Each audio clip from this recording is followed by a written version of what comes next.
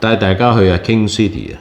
呢度離 Markham 都只不過大概半個鐘頭嘅車程，唔使去到歐洲咁遠咧，都可以食下意大利餐，行下歐洲式嘅超級市場，輕輕鬆鬆半日遊都幾寫意嘅。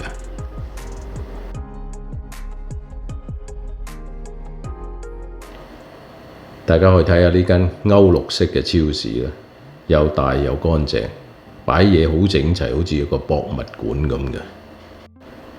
入邊擺埋着好多意大利啦、土耳其啦、歐洲嘅食品嘅，呢啲各樣嘢咧都好少喺中國人嘅超市可以見到嘅。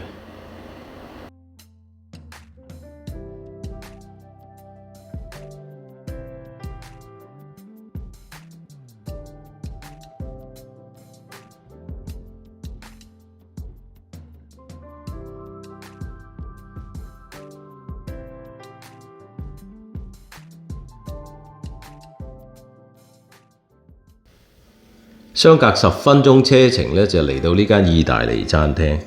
King City 咧就而家住咗好多意大利人啦、蘇聯人啦、歐洲人啦，都相當有特色嘅。而兩個人就叫咗呢個海鮮意粉啦，同埋呢碟醜醜樣樣嘅咧，其實就係燜雞嘅。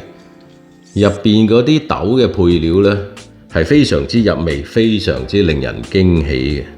而最精彩咧，係當時有一位叫做 Gary 嘅 waiter 哥哥咧，送嚟呢一碟自製嘅辣椒醬，將整件事咧錦上添花，非常之滿意。